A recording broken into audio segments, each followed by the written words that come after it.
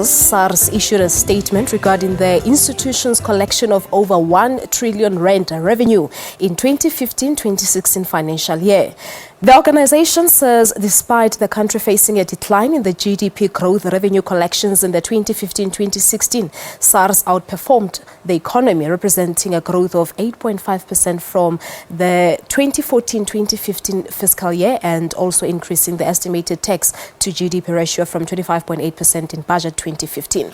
We now joined in our studios here in Johannesburg by Lebelo, Group Executive Employment Relations from the South African Revenue Services. Lebelo, good morning to you and welcome to Morning Live. Good morning and thanks for inviting us. Thank you so much for coming through. Just before we touch on the revenue collection issue, I mean, we've actually recently seen your statement as SARS saying that media should back off from what you term malicious attacks on the commissioner. Yeah. What is happening?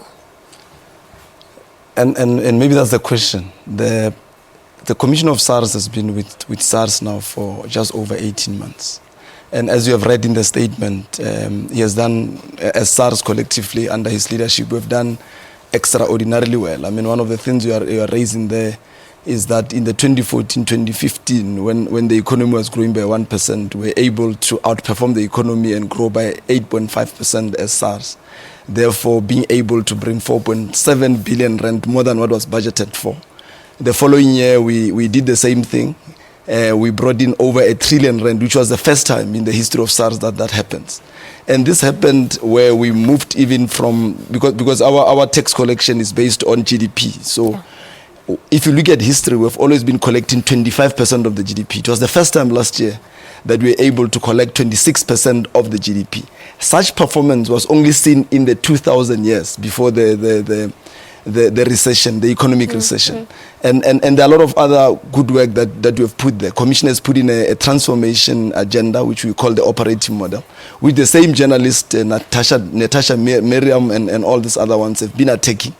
But they're not telling the public that the same operating model has brought 12 billion rand into the fiscals of the economy in the last 6 months. So the question becomes that why are these people concentrating on lies and attacks of an individual, disregarding the performance and the good work? But do you believe as SARS that there might be a personal vendetta on the commissioner? Is that what you believe? Yeah, look, under the circumstances, we have no option but to believe that. But why would you believe that?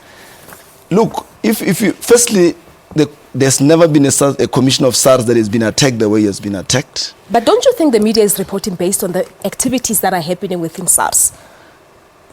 What activities, don't you think for instance? Like the Magwagwa issue? Yes. I mean, not reporting on what is happening in SARS. Yes. Why would you term it as attacks on the commissioner? If you look at the article that was written by Financial Mail, it depicts a picture of commissioner, and the headline says, the man who's breaking SARS. So it has two meanings. The one thing is that this man is incompetent, and secondly, SARS is breaking.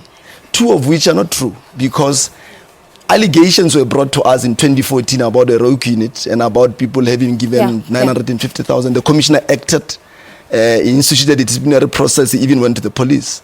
The matter of Mr. Magwagwa was brought to the commissioner. The commissioner acted. How do you start to blame him? What you are supposed to say is that here is a man who's leading SARS, who's consistent in his behavior when allegations are brought to him, not the other way around. All right. Now, unfortunately, we've run out of time, but I wanted you to touch on the issue, the reason why you're here this morning, the revenue collection of over 1 trillion rand.